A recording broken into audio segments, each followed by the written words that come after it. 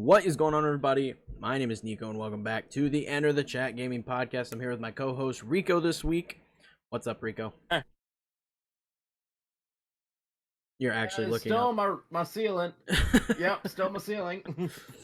And we are the Enter the Chat Gaming Podcast. Like I said, we talk video games every freaking week. It's either comes out on Monday or Tuesday, just depends on when we get it up. And we talk everything, literally everything. And this week's a good week because there's a lot to actually talk about. We have the last couple weeks have been kind of dry in terms of the stuff that was coming, but we got a lot of new stuff was announced and very exciting stuff nonetheless. So we're going to get into that. We are available on all podcast services. So if you want to check us out on Google Podcasts, on Spotify, things like that, be sure to do that. We also have the video format up on YouTube. Just the quick housekeeping on the YouTube channel this week. We didn't get any other videos up. I've just been busy. Been very busy. And we got Rico's PlayStation rant up, and that was a good one. So go check that out. And then we have also last week's episode of the podcast. This week, I'm hoping to have quite a bit up. I got to record my review for a Boyfriend Dungeon and a review for a couple other things. And all that will hopefully be up on the YouTube channel by the end of the week. So new content coming. At least a couple videos every week are going up. So without further ado, Rico, what have you been playing, my guy? A few different things. Let's see. Got back into Monster Hunter Stories 2. Played that for a bit more. Still haven't made like a ton of progress in it, but I'm getting there. I want to get to the good monsters. I want to get to the fun monsters. So far, I'm still stuck with like the the somewhat beginner ones. Yeah. Let's see what else. I also I also got 2 new games lately that I started. Well, actually, no, 1 new game I should say. I think this game called Ender Lilies, which is like kind of think of it as like a 2D side-scrolling like almost Dark Souls like game. Yeah. Even from the aesthetic, very interesting and kind of unique with like the setting and storytelling. I'm kind of liking it. Cool. And then also Ghost of Tsushima director's cut finally came out, so I dove back into that, and I still love it. And let me just say, Ghost of Tsushima PS5 version. Oh, if you thought the game I need to upgrade mine so I can get the PS5 upgrade. I was gonna say, if you thought the game looked pretty before, this is gonna blow you away. And it feels like from what I recall, I wasn't really expecting much, but it definitely seems to utilize like the dual sense and adaptive triggers a bit more than what I expected. Yeah, I've seen a lot of advertising in regards to that, so I'm kind of keen to see what that's all about. And I really need to just upgrade my version. What is it, like $30 for the upgrade? Yeah, well, it's like I don't know if there's like a separate price like just for the upgrade, but basically like $30 for like the full upgrade along with like the director's cut expansion content. Yeah. Plus, it also makes it pretty easy to like transfer over your save to the PS5 version. Cool, that's good. Basically, it's like as long as you have a save, just hop into the PS5 version, and you'll be immediately to like switch that over your PS4 save to the PS5 version. Okay, that's good. I would assume it's a pretty easy process. I did it with Spider-Man, and that was pretty easy. Yeah, I mean, there have been a few games like with that came with PS5 versions where it was like a little bit confusing, but it seems like now like most developers have it pretty much figured out by now. Yeah. Let's see. Other than that, I think that's about it in terms of all I've played this past week. Just a few new games here and there. I mainly got Ender's Lily just because I wanted like a kind of like a new, somewhat. I basically was like Craven was like, what's like a new, not new, but like a new indie-ish game to me that I would want to try out, and that one was on my radar for a little bit. So I'm just like, why not? Gotcha.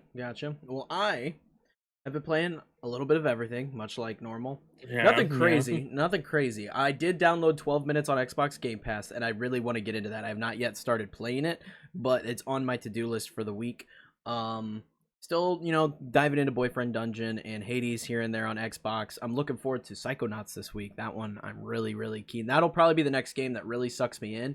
Lately, I've just been kind of like, I've been playing my usual rotation of games, but I haven't had a game that's really sucked me in a while, and like I had to finish it, had to play it kind of deal, like I had with like Ratchet and Clank or Spider-Man Miles Morales and that kind of stuff. I haven't had that game in a while.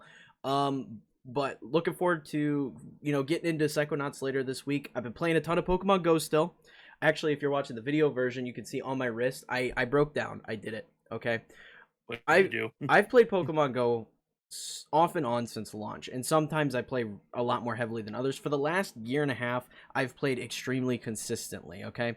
And because of this, I'm raiding a lot. I'm doing a lot of the like gym battles and stuff like that. So I finally broke down and I got one of those Pokeball Plus accessories. Oh, one of those fucking things. Yeah, and I really like it. Okay, I'm looking to see if there's a way to turn the battery, well, not the battery, but the vibration factor off, so I can just see it light up, because it vibrates all the freaking time if you're in a real popular area.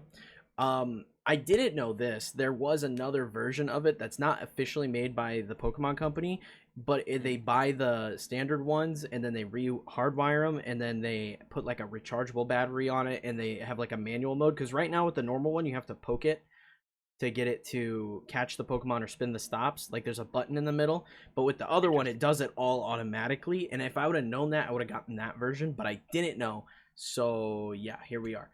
But I really do like it. It's pretty nice. I like today alone, I haven't had to have the app open, and I've caught so many freaking Pokemon. It's a pretty nice little bonus. And on the topic of Pokemon, still rocking Pokemon Unite.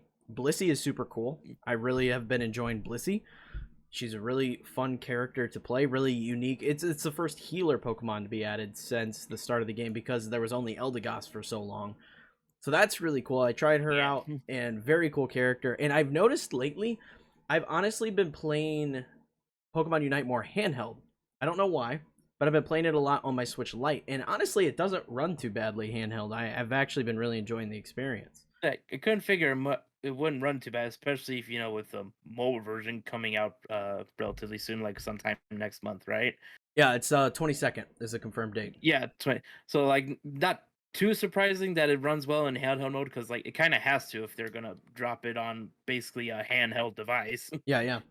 But yeah, it's runs super nice. I've been enjoying it. And then I've been back playing, the normal Sword and Shield stuff, and I've been getting back into I've been playing a lot of competitive lately on Pokemon Showdown, and I've been trying to teach myself single battles, because I started playing competitive Pokemon with Sword and Shield. It was the first game I really dove into competitive play, and I got into the standard format, which is double battles, and I was like, well, I really just want to try and learn the other style, and it's a totally different ball game. I would argue it's much simpler to play single battles than double battles, but it's still just a totally different beast. You got to have a totally different mindset while you're building your team, but it's a lot of fun. I've really been enjoying that. On my main channel, I put up a video of my first team, and it's a good time. I've been playing a lot of competitive, especially considering a lot of the news that we got in regards to Pokemon have been getting back into competitive, and we'll get into that in a little bit here. But that's pretty much all I've been playing, just the Xbox Game Pass stuff, chipping away. Well, I guess there is a couple more things. Apex, obviously, I'm still grinding,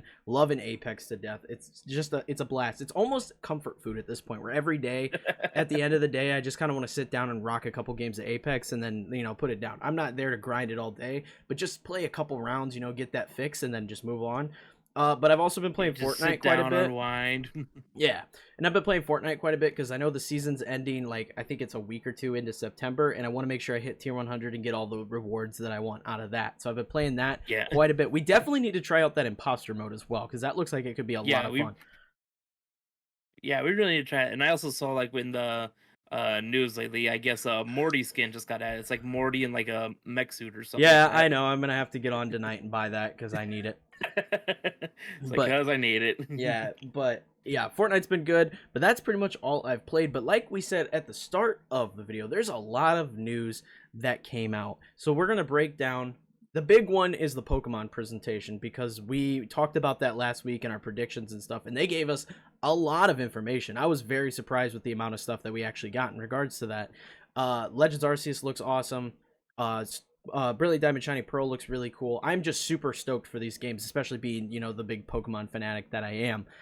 I'm really looking forward to those. But we also had some other announcements. Call of Duty is the big one. That's the one I'm really excited about. Rico, you had another one, didn't you? What am I forgetting? Yeah. So the Call of Duty, and then something that the only person I can think of being excited. I mean, I'm okay with it, but Toby probably really got excited about this. For the 10th anniversary of Skyrim, it is now getting re-released again. Let's This dive into time that on right now, because current I gen want to consoles. talk about that, because good Yeah. lord, Skyrim is back again, and I mean, I genuinely am not surprised. I figured that was kind of inevitable. I mean, it's like not surprising, but at the same time, as like you see my rant, I'm just like, you know what? At this point, there is no Elder Scrolls 6. It doesn't exist. It never will exist. It is Bethesda is just now Skyrim. There is just Elder Scrolls Skyrim. Past, present, future, it's all Skyrim now. And which, like, what's even crazier about that is that with this new re-release, Skyrim is now the most like the game with the most re-releases, just beating out Resident Evil 4 now. Resident Evil 4 has 11 re-releases, and Skyrim with this one now has 12. They're adding new stuff too. I saw there's adding like fishing and stuff to it, and there's gonna be they already have mod support on last gen console, so I'm sure we'll get mod support. And there's a lot of really cool mods. Like you can, especially on the Xbox side, I know Sony's a little more strict about their mods in terms of Skyrim, but on the Xbox side, we have access to a ton of stuff. And I'm kind of keen. I'm kind of thinking I might have to hop back in, especially because this is likely to just be on Game Pass for me. I'm thinking I might have to play Skyrim again. I was gonna say I'd have to like see. Now I'm also curious because I do have a like I don't remember if it's like digitally or physically. I'd have to check, but I do think I have. Excuse me, Skyrim on PS4 still, and I'm just wondering, is like with this 10th anniversary release, since it's like an upgrade from PS4 to PS5. It's a free upgrade. Yeah, is it gonna be a free upgrade or just like a small price charge? I think I saw it. I think it is a free upgrade, 100%. Okay, I'm okay. I'm fairly confident that if you already own it, it is a free upgrade.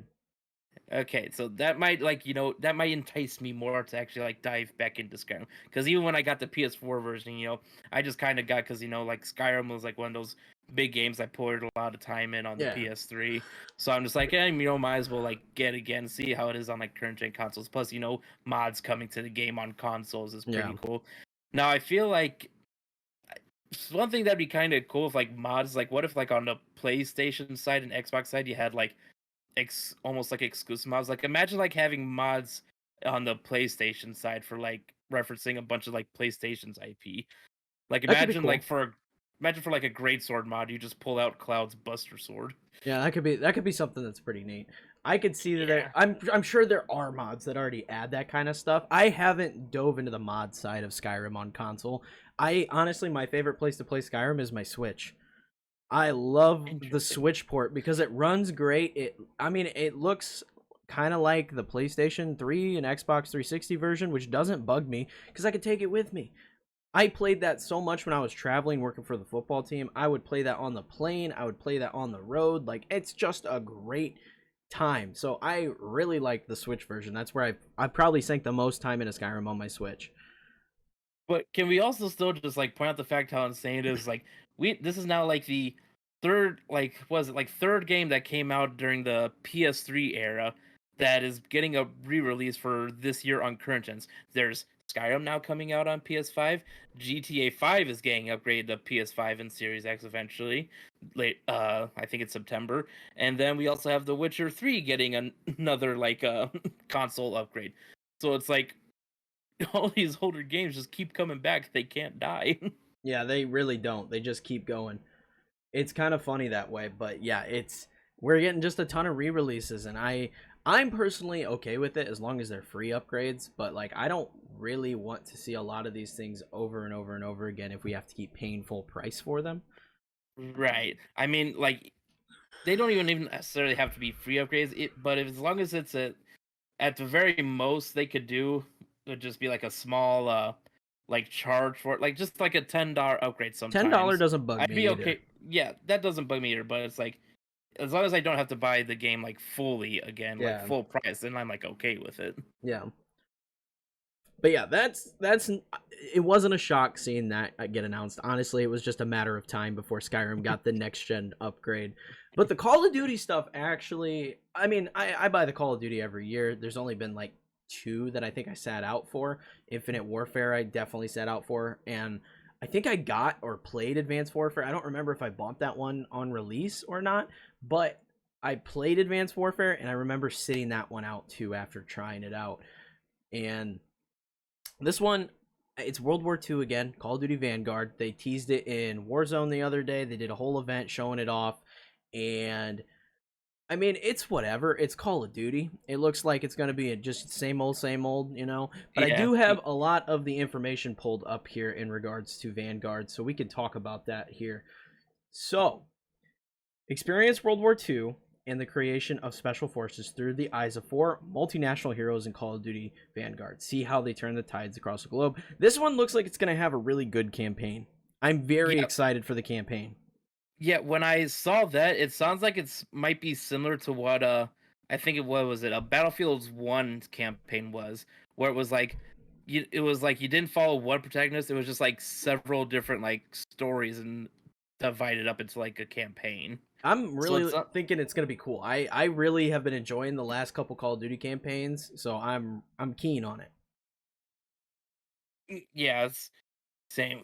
I saw like what was it I saw? It's not so much like in the middle of World War II, but it said like I think I saw something say it's like post World War II. So like just after, like sometime after, I believe it's like Hitler's death. I think it was. Okay.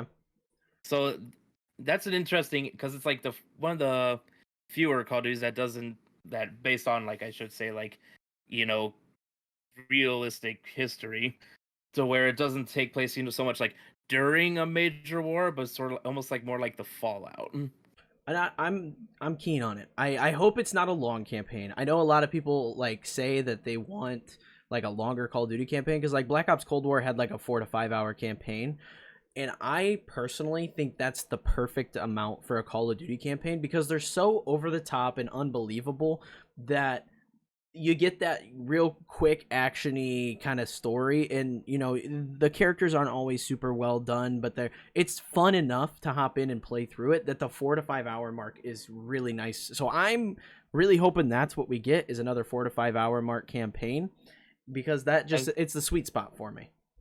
I'd say I think the Call of Duties I'm trying to remember that had like the longer campaigns was Infinite Warfare. I think had a pretty long one, and I believe Black Ops 3 was also like a decent amount of time. I'm not sure how Yeah. long, but those are like the longer ones. But I'm curious on how like Vanguard's turned out because like even though I had World War II, I don't think I ever beat the campaign for that. I just couldn't really like get into it. So I'm curious on how this one will be. Yeah. Because like you said, you get like all the Call of Duties you said for like 2 you missed out on. Me, I didn't even pick up Cold War. The only way I'm gonna pick up Cold War now is if it's just like heavily discounted and it'll just be just like play the campaign and that's it. So they're really gonna have to sell me on this one because I felt kind of it's weird. I'm in that state where I'm almost feeling like burnt out almost. Like I didn't feel any like crazy excitement when this new Call of Duty got revealed. I was just be like, okay, next Call of Duty, Yeah. cool. I mean, that's So they're I really feel a lot of people are in that position. Like that's kind of how I am. I just always get the Call of Duty. That's just cuz I even if I only play Call of Duty for a week, which was about what happened with Cold War, I played for probably a solid week or two. But for me, beating the campaign and then playing for like a week or two of multiplayer, that is more than worth $60 to me personally. Yeah, I mean, let's face it. Like the selling point of all Call of Duty is like no matter what the campaign is going to be like, the selling point is always going to be the multiplayer. Oh, That's 100%. where that's what you like to call the meat and potatoes. Yeah, exactly. But then they also say a new Warzone map is coming. All new Warzone map, and they confirmed a new anti-cheat system, which I had to laugh at because of the fact that everybody's been jumping ship going to play Apex, Fortnite, whatever else they can play because Warzone's cheating problem is so rampant. They are finally getting that fixed with the new map, and it's no surprise that they kind of did this after all the streamers kind of moved over to different games and called them out on this. It's crazy that this game's been out for what 2 years now, and they're just now getting an anti-cheat system. I know as of right now I have no desire to go back to Warzone until the new map is here, but I'm keen to see what they add and what they change, and if Warzone will actually still be as popular. You know, if they change too much, I could see a lot of people just being like, this isn't for me anymore. Yeah, it'll be interesting. I left too. I was like, damn, it took them like releasing a whole new game to finally put in like an anti-cheat for this. Yeah. Technically it's like 2 new games because it was still bad like before Cold War and it was still bad after Cold War. Yeah, it's very funny that this is finally happening.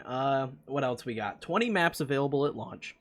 16 are going to be multiplayer maps and 4 Champion Hill maps. The Champion Hill game mode kind of interests me. It looks pretty Yeah, cool. that's the one that's getting a free alpha next weekend, right? Yes, and it's 8 teams in 4 different arenas, and I'm assuming as you progress, it's like a tournament. As you win your arena, you move up and you do more, and then there will be one at the top that wins the whole thing. Okay, so it's almost like a team-based, it's almost like fast-paced, tourney style, almost like King of the Hill kind of thing. Yeah.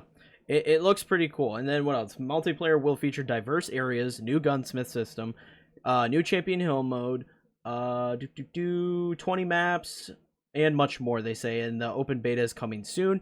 You asked me earlier when I mentioned doing a video over the alpha. It is available to everybody on PlayStation when that drops. It doesn't matter if you pre-order it or not. It's just, Okay, yeah, it's for everybody. yeah. Like after I asked, I checked on Twitter because I thought I remembered them seeing like a tweet about it, and I saw like, yeah, from the I believe it was like 25th to 27th, you can hop on and play for free if you 27th have to a the PlayStation. 29th. You can preload it starting tomorrow, the 23rd. We're recording this on the 22nd. You're able to preload it on the 23rd, and then next weekend we will be able to actually play it and experience it. And we will be covering it in videos and talking about it because why not? It's free for us to hop in and try. Very exciting. I'm very much looking forward to it. Yeah, and then also here's what would be nice. You know, it's just for like as long as you have a PlayStation, you can hop in and give it a try. You don't need pre-order, and you don't need even need a PlayStation Plus subscription. You have a PlayStation, you can hop into that alpha. Yeah, and that's the really nice thing. It definitely helps because you can get in and try it. If like because they did the same thing with Call of Duty Black Ops Cold War. You could hop in, try the multiplayer. If it's not for you, don't pick it up. They give you a fair chance to really see what the game's gonna be like. Treyarch and is getting actually part of this deal. It's kind of crazy. This is I think the first time that they've done this. Sledgehammer is a company making this game, but Treyarch is partnering with them to bring zombies to Vanguard, which I think is really good because they've tried zombies with other companies, you know, doing the Call of Duty, and it's never as good as Treyarch zombies. Treyarch just has the formula down, and it's awesome that they're like, you know what, you guys are the zombie guys now. Please come and make zombies for every iteration of Call of Duty moving forward. I really like that. Yeah, it's definitely very interesting. Now, I will say, like, even with this new Call of Duty, there comes like a slight grain of salt with it, to where now apparently like all of Activision's, you know, like basically like dev teams and stuff like that, or dev teams, you know, they got Raven, Sledgehammer, most of like the Blizzard team, and then like you said, Treyarch. Basically, like nearly all like of their developer teams now are focusing somewhat on Call of Duty now, which is kind of disappointing. Yeah, I could see that to some degree, but I also like the fact that they have so many companies and they're like, okay, you guys are really good at this, so you work on this, but you guys are really good at this, so you handle this aspect. I think that just makes for an overall better game. Yeah, it does make for a better game, but then it's like it also leaves that like, okay, but now like what about the other games that some of these other developers could have made? Like basically I saw people reacting on like when people saw this on Twitter reacting, it's like, oh, so basically like no new Crash game or Spiral game or anything like that, because that's Activision as well. So basically it's like now what happens to those franchises? So is like Call of Duty get like too big? Does it need all these developer teams focusing on it now or working on it? It's just like I think what I think it has to. If they want to keep that momentum where they put out a Call of Duty every year, they have to have this much focus on it. I don't think there's any way around it where that's just the way it's got to be. Yeah, maybe. It's just kind of disappointing because, like, you know, it would have been exciting to see like new Spiral or Crash games coming out, along with whatever other stuff that they could have been working on. Now, they say free updates, new modes, limited time, and seasonal events, as well as community celebrations will be in both Vanguard and Warzone. Now, they have said something, I don't know if this is open more to, well, this is more specific to Xbox and PC players. It says no matter which edition of Vanguard you pre-order, you're getting early open beta access, so get the squad together. Now, I don't know if this is open beta for PlayStation players because they do have that partnership, and this is how, you know, PC players and everybody get in on the beta, because the alpha, like we said, you don't have to pre-order. It is available as long as you have a PlayStation. You can play the alpha. So that is something that is kind of up in the air at this point in terms of the beta stuff. Okay, so I have I just have on Twitter like some of the beta info. So if you so for the pre-order beta on PlayStation, that's from September 10th to September 13th. That's if you pre-order on PlayStation. Yeah. Then there's going to be a PlayStation Open beta from September 16th to 20th, and then for other platforms, basically Xbox and PC, there will be a pre-order beta from September 16th to the 17th, so basically like a day, Mm-hmm. and then there will be an open beta on those same platforms on from the September 18th to 20th. So a bunch of different beta dates and stuff like And that. that's good. It just get the bugs figured out. Make it as smooth a launch as possible. Yeah, Especially you just considering that once again they're doing the cross-gen, cross-progression, cross-everything. That they have confirmed it's going to be on last-gen systems as well as the current gens. Yeah, which I mean, we kind of figured out they did the same thing with Cold War, so I don't see why like they would fully commit yet to next gen. It makes So far, sense simply because of the fact that at this point it's still kind of tough to get your hands on a next-gen console. So they want to appeal to the wide audience. They want to put this game on as many consoles as they possibly can. yeah, like it'll honestly probably be like maybe like I want to say like a couple years so we get like a Call of Duty game that's fully next gen or anything like that. Because I mean, a lot of their player base is still on last gen, so of course we're still going to include them. Yeah. But yeah, that's all the news that they gave us. That's all the information they gave us in terms of Vanguard. I'm pretty keen on checking it out. I am very keen on Yeah. seeing what this game is going to be all about. I'm really looking forward to it. But it makes me curious because we haven't got a release date for Halo yet, and I think they were waiting on Call of Duty. So now we know November 5th is when Vanguard's coming. So I'm curious if we'll get a Halo release date now because that's a big thing. It's a big competitor. When they also got Battlefield, it's going to be very interesting to see which game kind of comes out on top and has that community this fall because there's a lot of big name first person shooters that are coming. Now, I will say with Halo Infinite, I don't know if you saw, but apparently when Halo Infinite comes out, it's on release. It's not going to have the co-op campaign, Just a and single it's player. not going. Yeah, and huh? Just a single player. Yeah. Yeah, just a single player, and then it's not going to have the. I think it's something called like Forge or something like that. I'm not familiar with Halo, so I can't really comment on it. Yeah, but from this, I was gonna say I don't know much about it here, but from the sounds of it, like aside from the co-op campaign, that does sound like seems like those are like the two bigger things that are being left out after the game's already been delayed a year and stuff like that's still not going to be ready for launch. And I have a stance on it where like I don't think that's going to be a big deal because at the end of the day, we're getting a point in gaming where people care more about like the multiplayer aspect, and multiplayer is free. You're going to have to really have a commitment to Halo to care about the campaign and play through the campaign where, if you don't care that much about Halo, but you want to play the multiplayer because all your friends are playing it, that's free of charge. You don't have to worry about that. You don't have to have Game Pass. You just have to want to play Halo and download it. So I think that's going to really help them. And as long as the campaign's good, I don't think this is going to affect them that much. Yeah, I don't think it'd be too bad. Plus, like, it's just a co-op version. I assume, like, the single-player version will be just fine on launch. If not, then, if it wasn't, then, the campaign or, like, single-player version, basically the main game of it, would already be like, announced delayed again, and they would just release the multiplayer. Yep. But that covers the Call of Duty news. We can move on to the Pokemon stuff. Because, good Lord Almighty, we got a lot of new Pokemon stuff. There's a lot. There is a ton of new Pokemon stuff. And it's all very exciting. So, they had the Pokemon Presents last Wednesday. And they showed off some Pokemon Unite stuff. They showed off some Brilliant Diamond Shining Pearl stuff. And they showed off Legends Arceus. Now, I did not think that Pokemon Unite was even going to show their face here. I thought that would be its own thing. But I also didn't have very high expectations for the Brilliant Diamond Shining Pearl stuff. I figured, we just see some updated gameplay. But there are some cool new features to that. And then they gave us a ton of Legends Arceus information. So we'll start with the Unite stuff because it is kind of exciting. So they showed off two new characters. Mm-hmm. And Sylveon, we kind of already knew was coming. That was data mined a while ago. We didn't know about the other character, Mamoswine, which is super cool. I think Mamoswine is going to be a really unique character. Yeah, I was going to say, like, Mamoswine, I remember, first time seeing Mamoswine, he was what was it, Gen 4? 4, 5? 4.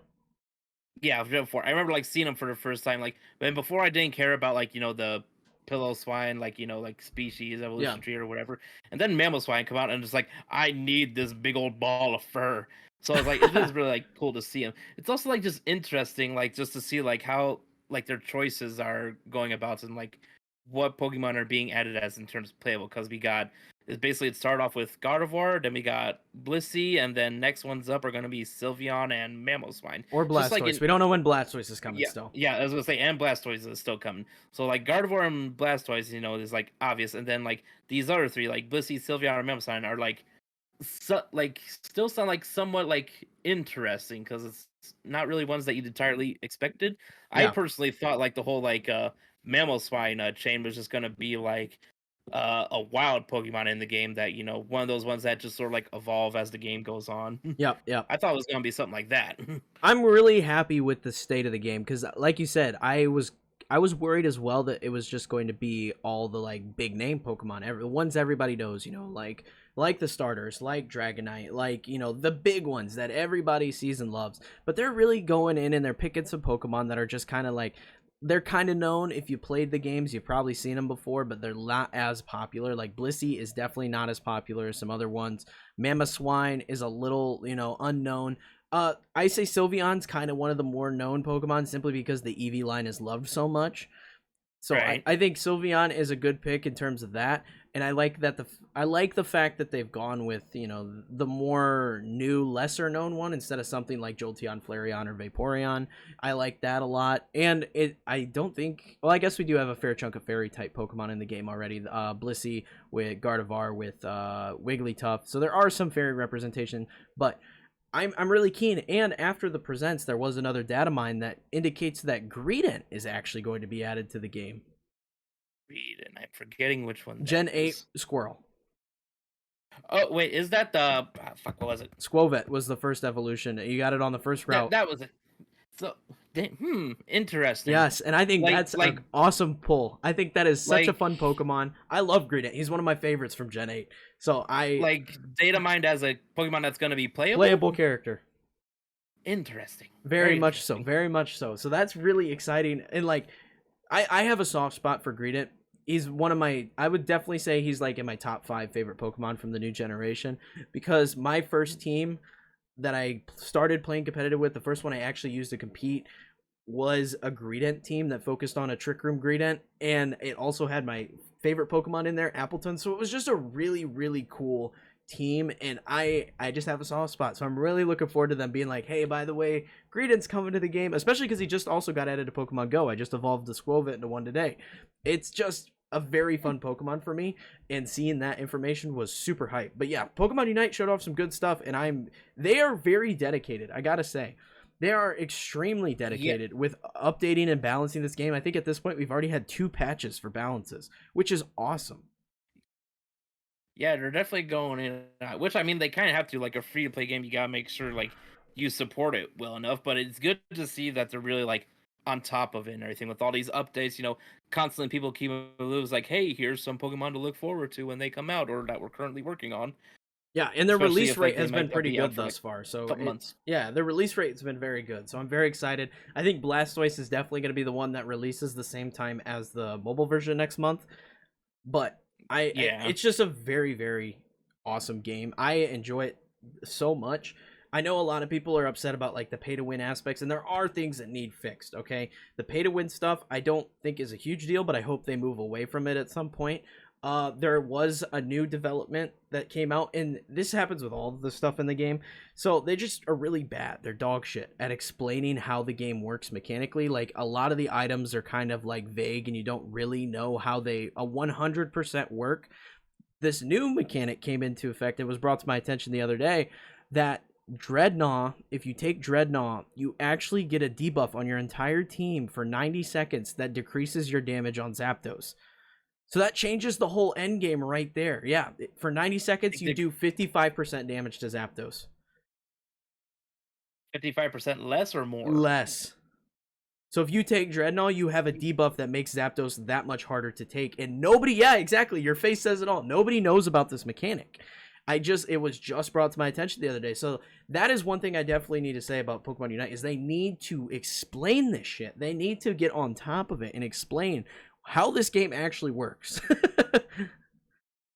Yeah, as I say, they definitely need to explain like how a lot of these things go about. Like, definitely, I would definitely say like kind of like just like revamp the tutorial stuff or add more to it that better explains this stuff. Yeah, 100%.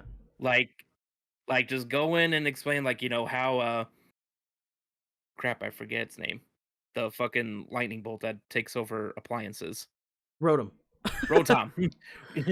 Fuck, I couldn't remember his name. But yeah, explain like how explain how Rotom works when you take him. Explain how Dreadnought works when you take him, and explain like how the whole Zapdos mechanic works and stuff like that. And I mean like in depth, not just like a little brief description Yeah, or anything yeah. like that, or like one of those fun descriptions like take Zapdos and really turn the tide of the game. Wow, no, like actually just give an in depth like explanation Yeah, of how this and works. it's because they don't do this that so many people are still along the lines of, like, this is broken in the game, or, Zapdos is overpowered and needs to be removed. It's not that. It's that people don't understand how the game works, so they can't play around those objectives accordingly. Yeah, like plus you gotta think like all those people that would take Dreadnought and then like Zapdos would come in and they're like trying to get on Zapdos first. It's like, why is this taking so much longer than usual? Yeah. Like if people knew that they did less damage if they take Dreadnought, then that would probably change up their whole game plan at least. Yeah, you change the entirety of that end game scenario, and it just change up how you play the game. And if they've explained this information, people would be more aware, and there would be less, upset over Zapdos and things not going their way over that particular objective. Yeah. But moving on, Brilliant Diamond Shining Pearl looks pretty damn good. I gotta say, like as I stated before in the last podcast, I didn't really have like any high expectations in terms of like what they were showing. I figured it was just gonna be like, Brilliant Diamond Shining Pearl, like not exactly like, like yeah, it's still cool. I'll probably get Brilliant Diamond, but like in terms of like actual excitement for the game, I didn't really have much for it because I figured it's like, oh, it's just gonna be like kind of like a one-for-one remake, basically. Not really a whole lot that's new. I will say they did surprise me and showed like some pretty cool like new stuff at least. Yeah, they showed, like, I'm trying to think off the top of my head. Obviously, we saw the new graphics, which we knew about because the Switch OLED trailer showed them off. That looks really good. They changed up some other aspects. They showed what was coming back. We saw the contests were coming back, which honestly I had a really good time with in the original game. I spent a lot more time on those than I actually like ever thought I would. They showed the ball capsules are coming back, which is pretty cool. They showed that overworld Pokemon are returning in the form that you can have your Pokemon follow you, much like Heart Gold, Soul Silver. That's super awesome. That is just a feature that everybody loves. And it was nice because they did bring it back in the Isle of Armor. So, well, not the Isle of Armor, excuse me. The Crown Tundra is where they brought that. Oh, they did it in the Isle of Armor as well. But yeah, they did. It was a very, very cool thing to see brought back. They also showed just some more gameplay stuff with like just showing more of the battles and the Team Galactic stuff, and also the underground, which I think is getting the biggest overhaul, which was one of the most fun mechanics in the original game, was like stealing your buddies' flags and their secret bases and stuff. It was super fun, but they showed that now there's going to be like Pokemon layers that change up which Pokemon spawn based on the statues that are in your hideout. So that adds a whole new element to the underground. Yeah, I was gonna say that was definitely the big takeaway from it. It was like just that big addition to the underground. It's like now if there's like maybe like some specific Pokemon you're looking for to complete out your decks, because I think they did say that there were like certain Pokemon that you'd only be able to find in these like layers and stuff. Yep. So to always like try out different statue combinations. So that's gonna be like really interesting. Just like set up a base and then like go out on a hunt for that like one specific Pokemon that you're trying to get. Yep. And I'm kind of interested. They did show the Platinum Dex as being included. So all the new Pokemon that were shown off Pokemon Platinum, like we predicted, that is going to be added, which is a nice addition. I'm curious about the mythicals for this particular region, like Darkrai and Cresselia and, Shaman, because those were all tied to events in the original game. So I'm hoping that they just add a way to get them normally in the game. I feel like they would. I don't see like any reason for them to exclude any like Sinnoh Pokemon, even if they were only tied to events. I feel like they would have at least some way of including them.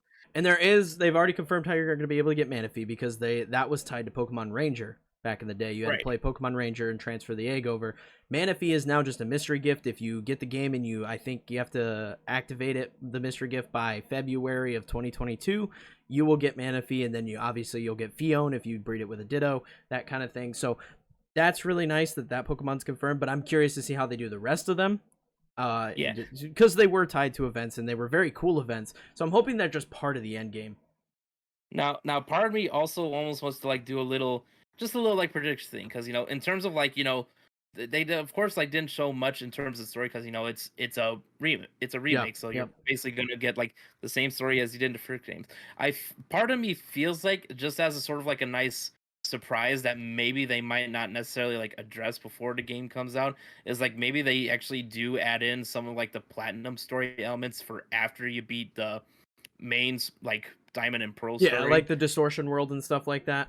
Yeah, because like I feel like there's no way they don't include like Garantina in that whole like aspect in some way, just because like that was what people really loved about Platinum. Yeah, I think that adding the distortion world is very likely.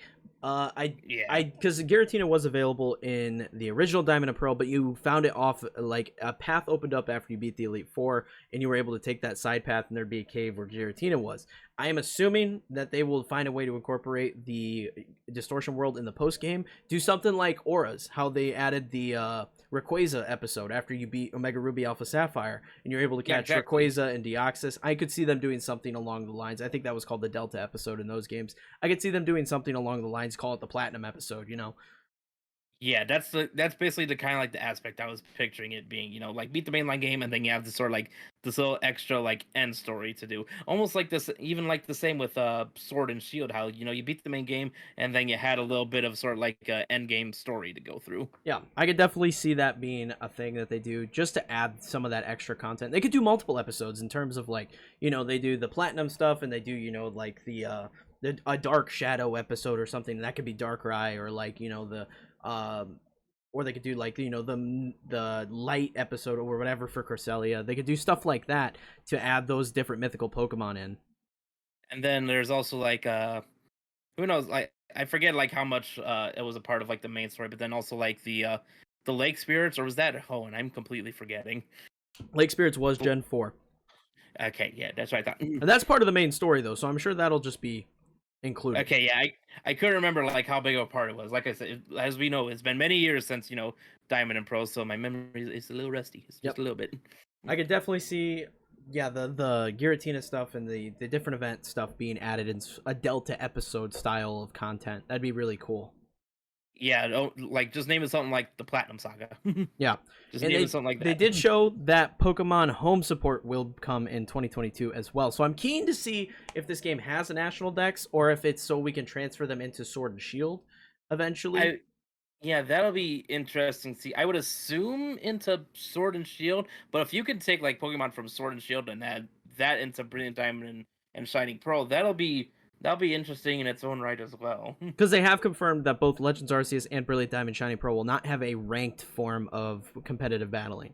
There are still battles that you can do in the Union Room, but you're not able to have like a rank that you currently can see in Sword and Shield. And I that leaves a lot of things. I made a video talking about it that we just don't know. My prediction is that they add some sort of update that allows us to move in the Brilliant Diamond Shining Pearl Pokemon into Sword and Shield, and then that's how they will keep the VGC stuff going and the competitive stuff going with those new additions of new Pokemon. I could see that being a thing. Or I saw another video talking about the fact that Brilliant Diamond, well, the Diamond and Pearl, the original games, had competitive tournaments and stuff, but it wasn't they had no ranked battle system. So they just did the tournaments in that game, but they had no actual like competitive bracket to look at. So it's possible that that's another variable there. But then you also gotta think about like, because Place at Home, it's not just support for like Brilliant Diamond, Shining Pearl, and all of that. It's also for Legends, Arceus. What I found like very interesting, like Pokemon Home support for basically a single player Pokemon game. So now you gotta think of like being able to They have incorporate confirmed like, there are some multiplayer aspects because for they Legends did Arceus? confirm that trading is going to be a thing. I think that's the only thing that has been confirmed. Interesting. Which I could imagine that's likely could just be that there's a Pokemon like, Kadabra or Machoke that you have to trade to evolve. Or they have confirmed that Rhyhorn's in the game. So, with to get Rhyperior, you got to trade it with the I can't remember what the item's called, but you know what I'm talking about. You got to trade it. So right. I could see the trading being necessarily to fill the Pokedex and like trade to evolve certain Pokemon.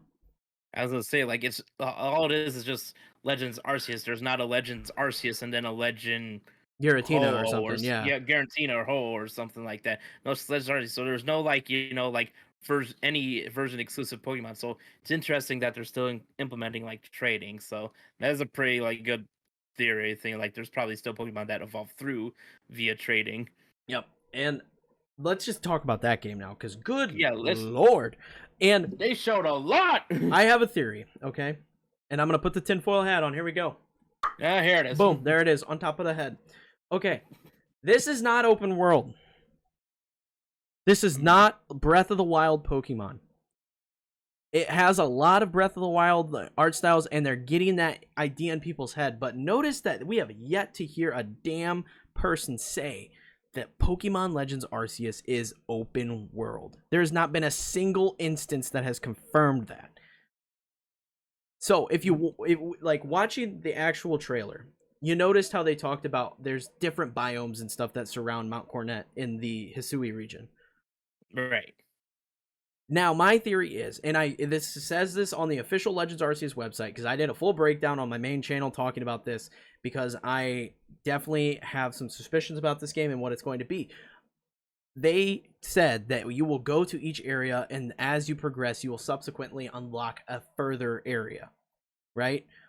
You know what that sounds very similar to? On top of that, before I get into what it sounds very similar to, they talked about base camps. You'll leave whatever it is, Jubilife Village, that's what it's called. Jubilife Village. You'll leave that village, you'll craft items there, and then you'll go out into the area to your base camp, which is your main base of operations in a certain region of the Hisui region. Huh, that sounds very familiar to some other game that I've played a whole lot of. Could it be Monster Hunter? That is something that is so incredibly similar. You get your mission objectives, your quests, and whatever it may be, and then you go out on expeditions to different open world regions. Huh, that sounds an awful lot like Monster Hunter World to me. How it just keeps on crinkling. I can hear it. I mean, why, if this was an open world game like Breath of the Wild, would you have to progress the game to unlock further regions?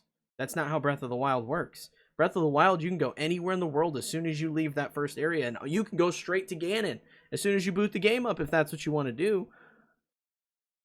So why, if this was an open world game, would you have to go to the different regions? That's my theory. Tinfoil hat's coming off now. We can talk about what we actually saw. And then, like, here's my tiny little tinfoil hat. The only reason why I think it still might possibly be open world is just because from what we saw in, like, basically those extended trailers and looks at it, those areas just seem so... This is just, like, my opinion. They seem so big, and, like, the fact that you have, like, a Pokemon that you can fly around these huge areas with for long distance just makes me feel like, if these are all... these feel, like, way too big to just be, like, separate areas. This feels more like it's all one. Here's my counter argument, okay? Think about Monster Hunter World. Think about Monster Hunter Rise. Monster Hunter World, you were able to use your little grapple thing to get onto the bird wyverns and fly around those big open world areas. And then in Monster Hunter Rise, you were able to get on your dog and ride around these big open world areas. I mean, like, this feels bigger than those is what I mean. Like, I mean, if you think about the depth and the layers of things like, the ancient forest in Monster Hunter World, there's a lot to it. Like, there's so much there. Well, that's what I mean. Like, Monster Hunter, like, world areas, I should say, Monster, well, and Rise in a way, too, is, like, they're big in terms of, like, the overall, like circumference or whatever for the actual areas, isn't, like, huge, but they make it feel huge, like you said, with, like, all those layers, all, like, little nooks and crannies and different places you can go in this area. Whereas with Legends Arceus, like, just from what I could see, it just seems like a giant open area. Like, I didn't see, like, a whole lot of, like, they showed off, like, a lot of just, like, open plains and fields and stuff, not, like, so much areas that have, like, layers or mountainous regions, forests, anything like that. So that's just why I feel like it might actually still be, like, full-on open world. See, and again, I still don't, because if I look at what Pokemon's done, they're not great at open world stuff. But the closest we've got to it is something along the lines of the Isle of Armor or the Crown Tundra. Those are pretty big locations in Pokemon Sword and Shield. They're all open world. There's overworld Pokemon running around. I think that each area is going to be of a similar size to the Isle of Armor or the Crown Tundra. Fair. I think that is a likely scenario, and then they've added cool new stuff, with the new Pokemon and the ability to ride these Pokemon around. That is what is going to be like the big thing. But again, if you look at a lot of the other stuff, they confirmed that this game, they showed off the new battle mechanics, which are very cool. I like the new depth that they added with the strong and agile styles. Yeah, strong and agile style, like speed stacks, like having more of an effect in battles than what they did in previous games, as in like you might be able to make like 2 moves in a row or something like that. Yeah, like Very interesting. that's very cool. I don't hope that ever comes to the main competitive format because that's too much to try and manage. I feel like it definitely won't, because I feel like that would just leave too much room for a lot of like unfairness in terms of like what Pokemon pick. It would basically like lock in like what Pokemon pick, because you're gonna focus a lot on those speed stats then. Yeah, I hope it never makes its way, but yeah, that's really cool. It adds a whole layer of depth to this new style of Pokemon game, and I'm very much looking forward to it. It's just a lot of the stuff that we saw is super exciting, and I like the way that this game is less focused on the battles with other trainers and stuff. Like, you're not going on a journey, you're going out to research, and you're going to study these Pokemon and creep around and sneak around and watch their habits. Almost like if you took, the catching style, and like you're going out and you're trying to fill the Pokedex in the original games or the mainline games, and then you combine that with the Pokemon Snap stuff where you're taking pictures and just kind of watching. If you mash those together, that's what I feel this game is like. And they've already confirmed that you're going to have to catch Pokemon multiple times to fill different dex entries, and you're going to have to observe them in different ways to fill different parts of their decks. And I feel like that adds a lot of replayability, because they'll probably interact in different ways. Because if you watch the trailer again, you'll see, like, how if you pull up your map and you're playing Sword and Shield and you can see the different weather in each aspect of the wild area, they show that same little icon when you hover the regions. So there's going to be different weather patterns that affect these regions, and I can see Pokemon reacting differently based on the different weather that could be occurring in whatever location. So it gives a lot of replayability. You go out, you catch your Pokemon, you complete some missions, you go back to the main village, go back to Jubilife, turn in all that stuff, you rank up with the Galaxy Expedition team. You rank up and you can keep progressing. What does that sound similar to? Oh, the Hunters Guild in Monster Hunter. You put the tinfoil hat back on when I wasn't looking, did you? Yep, yes I did. I'm telling you, man, I'm super keen, and I'm curious how far back this game actually takes place from a story aspect from Brilliant Diamond Shining Pearl. Because if you look at the characters, like, what's her name, Serena or something, she looks a lot like Cyrus, the Galactic team leader. And if you look at Kamoa or whatever, Komoda, I don't know his name, he looks like Professor Rowan. Yeah, I would assume it takes pretty far back. Plus, it's also just interesting. I'm curious on what the Galaxy Expedition team is gonna be like, because it's like, obviously they're the main protagonists for Sinnoh region, Gen 4 and all that stuff. But in this game, it seems like like they weren't always bad, or like, I'm curious to see how, like, there's a slight variation in the name, because in Gen 4 they're Team Galactic, and this is the Galaxy Expedition team. Right, but if you look at their logo, you can see the G for Team Galactic like built into their logo. Right. And so I'm very keen. I'm also very curious on how that actually plays out.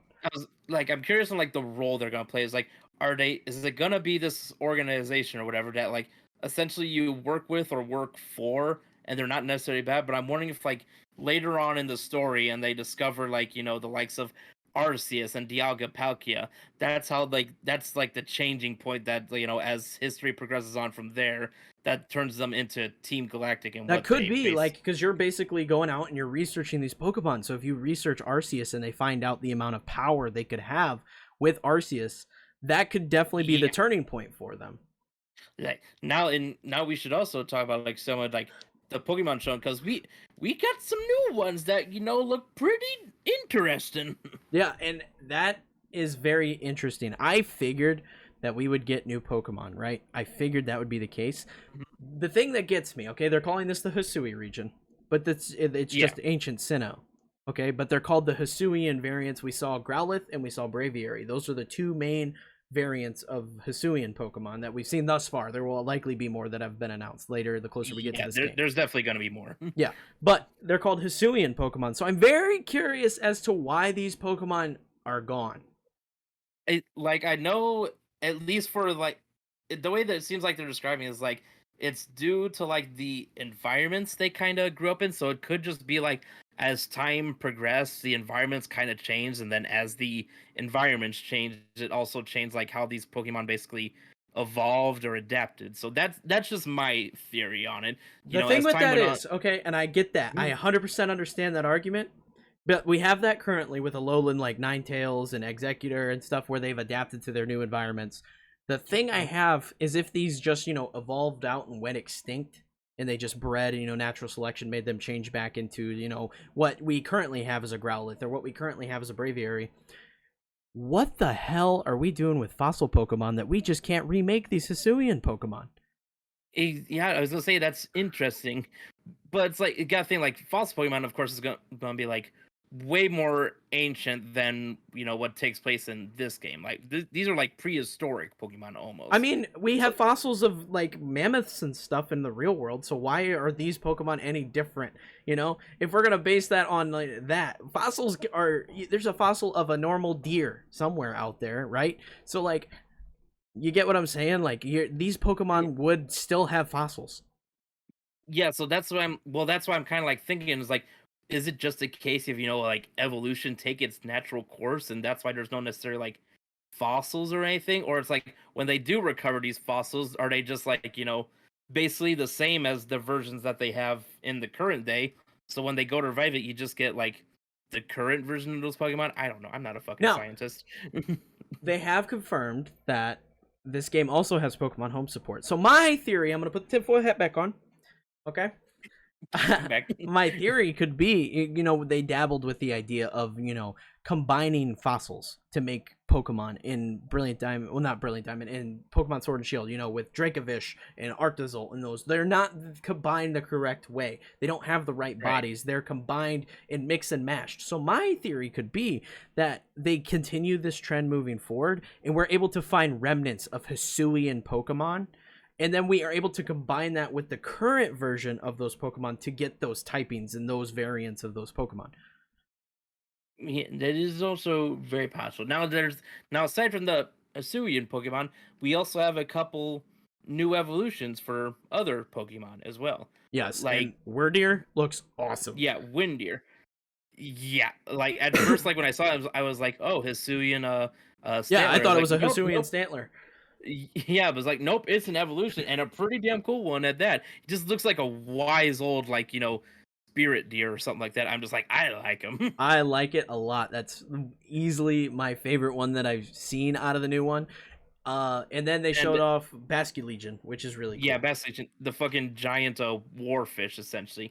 Now this does have to be curious though, because it showed you them like obviously in the trailer it showed you riding like Basculin, Whitedeer, um, and the Hisuian Braviary, as like your traversal Pokemon. Now I am wondering though. Now this has me kind of curious. Are those like the set Pokemon in terms of traversal, or is this just a slight hint in terms of like for different traversals, are we gonna be able to use different Pokemon for those? Like, I could see am I that gonna being a be? thing where we're not necessarily tied to those Pokemon. Like we Yeah, could use for like the flying, for example, Staraptor, because we saw Starlies in this game. So like yeah, Staraptor could be the one that pulls us around, or like a Gyarados could be the one that we ride on in the water. yeah. Or you find like or if there's like Tauros or Balfalant in the game, you'll be able to ride those on just land as like your, kind of like horseback or something like that. I'm just curious on how like that's gonna work out because like, and especially with like the Tauros and Balfalant, like if there's like kind of like in like past games, you had breakable rocks, so you had to have a Pokemon that knew rock smash to take them out. Well, in this, are you just gonna have to like go out and catch a Pokemon, and then it just has that ability to smash rocks when you ride it? Yeah, I It could see just it being a combination of the HM feature with what they did in Sun and Moon, where you had like the rider Pokemon that you could call on. Like I could I see it was being something similar to that. I was gonna say like yeah, this could be like the precursor to what rider Pokemon was in Sun and Moon. Maybe just like the first aspect of rider Pokemon basically. Yeah, it's pretty exciting. Again, I'm confused because if Stantler could evolve, like why are we able to transfer this into Pokemon Home, and where are these Pokemon going to come up again? Because the idea of Pokemon Home is that eventually you'll be able to move your Pokemon back into a further game. But how do you do that if these Pokemon no longer exist, why are they not in the current Sinnoh region? Because they say that Wurdeer evolved because of the its need to adapt to the harsh winters. Well, there's a really harsh wintry area in current Sinnoh region. Well, it wasn't like just harsh winters. I think it was also like the harsh like winters, like cold weather in like a mountain region. Basically, like they were up in the mountains, and to adapt to those like conditions, that's how they evolved into Wyrdeer. So maybe it could have been just like I said, like this is my terms of like evolution, putting my science hat on and everything like that. That like as time progressed and the environment's changed, something might have happened that just pushed Stantler like out of those mountainous, like cold and mountainous regions, and forced them to migrate into like like warmer forest areas. And basically, they over time they just lost the ability to evolve into Wyrdeer. It's very curious because the home support, and I definitely think the home support is for things like Arceus and all that stuff. But because of the home support, I'm also pretty sure that we'll have shiny Pokemon, which is exciting, and I'm pretty sure that'll be some form of Dex entry. Because this is so focused on studying the Pokemon that I could definitely see shinies being a huge endgame component to filling out the Pokedex to its entirety. Yeah, like I can see like you beat the story, and then like there's just like a little like end game story where it's like you go out and like to find a Pokemon, and it seems like nothing crazy or anything, but it like has you go to a specific area to look for one, and then you find like Pokemon of different colors, and you're just like, the fuck is this? Yeah, like I think it's a Growlithe, but it's pink. Yeah, I think that's really cool. Again, I'm curious about the home aspect, with especially I'm sure we'll see more evolutions and stuff as well, including Basculegion and Wurdeer.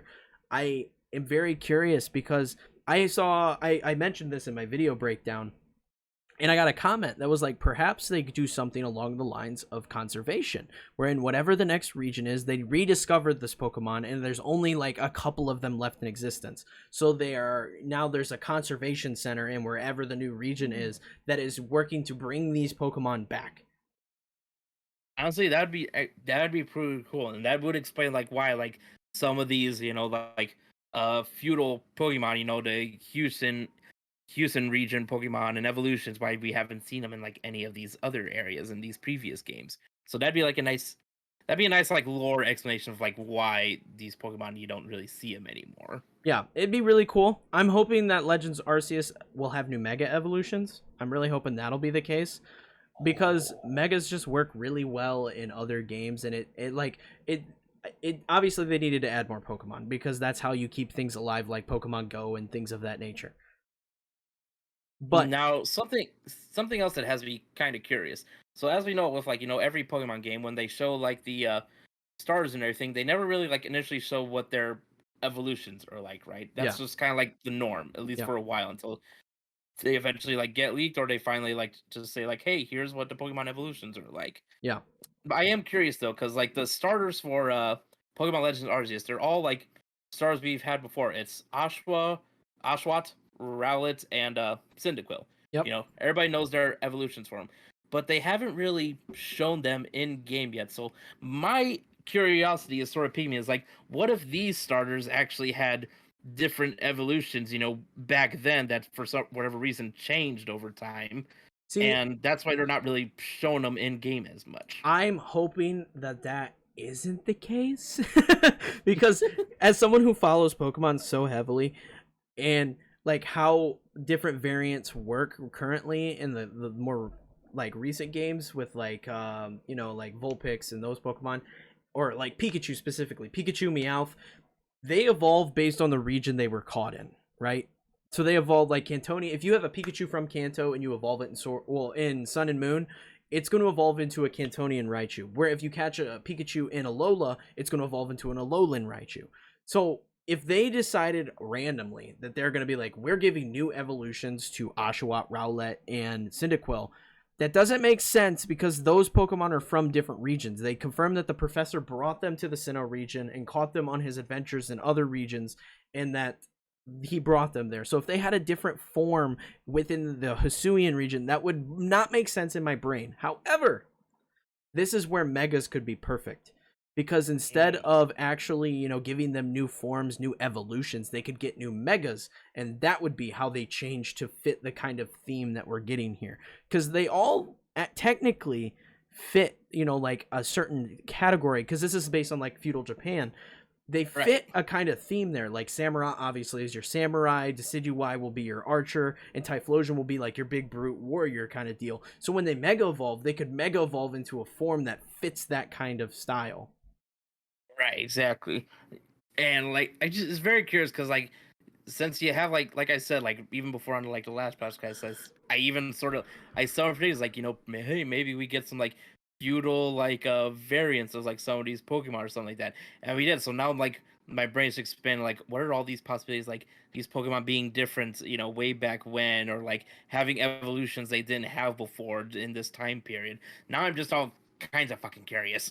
Yeah, it's very exciting. I'm super ready for this, and I really like the fact that this is it definitely with the whole going out and having to recatch Pokemon to fill out new dex entries and that kind of thing. There's going to be a lot of replayability in this game, and like reasons to keep playing past, beating the initial story. There's reasons to go out and keep filling in those Pokedex entries, which again, very reminiscent of a certain game called Monster Hunter. But like very reminiscent of a game called Monster. And then like something else that kind of made me think of Breath of the Wild was where it showed you taking on basically those like fully evolved like Pokemon, basically going like on a rampage, kind of like the Luxray, Gyarados, Yeah. the Ursa Ring. Yeah. Those gave me the Lionel vibes from Breath of the Wild. Yep. It also gave what it me looked like what were they called in Monster Hunter World? Like they're called Apex monsters now in Monster Hunter Rise. Oh, tempered monsters. Tempered, yeah. It reminds me of like a tempered monster. Tempered. Yeah, it reminds me of that kind of thing where there's just more powerful versions of that Pokemon that are super aggressive. That's what it kind of reminds me of. I think it's like it also reminds me of the one Pokemon movie with Celebi. There was like the one like bad guy character, he would like use a dark ball in a Pokemon, like when he caught a Pokemon with that, it basically maxed out their level but forced them into a rampage. That's also another like vibe it gave me. But it seems like it's something that maybe like Arceus is behind, these Pokemon randomly going through a rampage. Who knows? Maybe it's just like a fact of like Arceus like, influences Pokemon. Like Arceus found like a Magikarp in a pond or something and basically through his own power forced it to evolve, and that's why these Pokemon are going on a rampage, because they just went through sudden evolution out of nowhere. Yeah. It's all very, very interesting, and I can't wait to hear more. For me personally, after seeing this, I am keen on not hearing any more on Brilliant Diamond Shining Pearl. Let those games be what they will be. Don't give me any more information on that. Next time around when we have a Pokemon Presents, give me more Pokemon Unite, because I love that shit. Give me some more Legends Arceus. Give me some more regional forms, some new evolutions and stuff like that. And then tease Gen 9. Ooh. Because I have a feeling that Gen 9 is next year.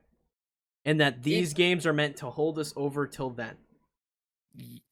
Yeah, I can definitely see it happening, because like I think it has to be. Yeah, because Sword and Shield's been out for how many years now? Been like 2 years now? What? 2 years. 2 years. Yeah, so 2 years. So yeah, I would say it's definitely kind of like due for the next mainline game, because the next mainline game isn't Brilliant Diamond Shining Pearl. I don't think it's Legends Arceus. I don't think this is gonna be like the the main direction they go through now. I think it's just gonna be like another big Pokemon like franchise that's gonna go alongside the other mainline games. So like now we're gonna have these Pokemon Legends games along with whatever other mainline games that they do, and they're gonna sort of like coincide with each other a little bit with Pokemon Home support now. That's what I'm hoping is that. Well, I think that it's definitely the case, because right now Pokemon has been the same since its original release. Since Red and Blue, Pokemon has been the same with slight variations, right? And it's because if it's not broke, don't fix it. Yeah, basically been the same, with the exception of a few like different spin-off games here and there, but nothing like too major. But like the mainline games have all been pretty much the same. You're a trainer, you go out with your starter Pokemon and you go on this big epic journey, and then the battling has remained pretty much the same. Obviously they add new gimmicks and stuff along the way, like Mega Evolutions or Z moves or Dynamaxing, and that changes up the formula just enough to keep us entertained. But it's of that mindset that if it's not broke, don't fix it. And I think they need, especially in terms of competitive, they've got something so good with their competitive that changing it would just completely screw a lot of the competitive players, and it would make a lot of people unhappy. So I could see Right. them sticking to, the standard, we'll get the 2 release game, and then, to maybe be a middle ground game, we'll get whatever, Pokemon Legends Lugia or something. Yeah, Pokemon Legends Lugia, Pokemon Legends Ho-Oh or something like that. Yeah. Anything like that. I could definitely see that being the way they move forward, because I don't think they want to change what they already have and what works so well, especially with how popular their competitive stuff is. Yeah, I don't see them like definitely deviating away from like the mainline stuff, but it does feel like this. I'm just gonna call it like the Pokemon Legends franchise is gonna be like their sort of like next big like Pokemon like almost like franchise or like spin-off that's just gonna like release alongside these mainline games now. I agree Not so much, wholeheartedly. yeah, it just like as its own like separate thing for like maybe people who want like a different uh something different aside from like the usual Pokemon formula, but it also still incorporates into those mainline games in And I some way, think shape, I or think that'll form. be super nice, because it'll keep people from getting burned out of what the usual Pokemon thing is. Where this game is going to be a very different experience from what we're used to, and it's going to be that nice comfort food. Like, it's still Pokemon, and we still are familiar with the characters and stuff, but it's a different experience. And then the new game comes out, and then we're all excited again because we're like, oh, this is the normal Pokemon. We go play it, and then we get burnt out on that, and then oh, the new Legends game comes out, and then we play that, and then we get burnt out, and then we just go back and forth. Yeah, and I think it was definitely a sign that I think it was definitely a sign that they wanted to do something different when the Sword and Shield DLC released. Because one, Pokemon's never had DLC ever. They would Yep. just like release a new game, which was basically the same thing with a little bit more content. And that and like the DLC essentially just added like basically two big different things in terms of like new areas and like slight departures from like just like going through like 8 gyms and then Yeah, like yeah. taking on Elite Four and all that stuff like that. Yes. So it definitely seems like they wanted. It definitely looks like they're looking to change things up now. I agree, and I definitely think the DLCs were test runs for what Legends Arceus will be, because if you look at them, they don't follow the traditional format. There's one hub area in each of the islands, well, each of the locations that are featured. There's one hub area, and then you go out and you explore the wilderness, and you see the Pokemon in the overworld. The Crown Tundra really focused on like the experiencing the different legends and stuff, and I feel like that was just a really good test run for what we're going to get come Legends Arceus. Where like in the Crown Tundra we had like the different stories that took us through like the Reggies, and then it took us through the what are they, the Sacred Sword Trio or whatever that one's called. Like, they took us through these different legends, and I feel like that's a good strong base for what Legends Arceus is going to give us. Yeah, so like basically it just seems like Pokemon's going like a completely new direction, and it's also going to be interesting to see like how much of this stuff like they incorporate into the next mainline game basically. I agree. I It's think it's going to be very, very interesting. I'm really looking forward to it as such a super Pokemon fan. It's going to be exciting. It very much is. I can see. I'm definitely going to put a bunch of hours into Legends Arceus when that Yes, comes I out think that because one's going I'm to be just a going to lot of like fun. explore. I think that one has a lot of potential in just the idea, like, hey, how did you get this Pokedex entry? How did you figure out, what food this Pokemon ate? Or how'd you get this certain thing to happen? Much like we had with Pokemon Snap, where it's like, oh, how'd you get that 4-star photo? How'd you get that Pokemon to do that thing? It could be a very similar thing with Pokemon Legends Arceus. Where like, how did you get this particular entry in your dex? What am I doing wrong? What conditions do I need to be in? That kind of thing. And it could Right. lead to a lot of conversation and a lot of people, teaming up to handle these things together. It could be really, really cool. Yeah, it's definitely going to be a completely new and like big experience for Pokemon, and I feel like a lot of people are gonna like get into it and just be like, I like this like new Pokemon formula, basically. Yeah, I definitely think it'll bring in new audiences as well. I think it'll bring in a lot of different players that maybe didn't play the traditional Pokemon because they were either tired of it being so repetitive and the same thing over and over, and they wanted something new. It could bring those people back. It could bring entirely new people. Like, I could definitely see Tony playing this one where he doesn't play the mainline Pokemon games anymore. Like, shame on him.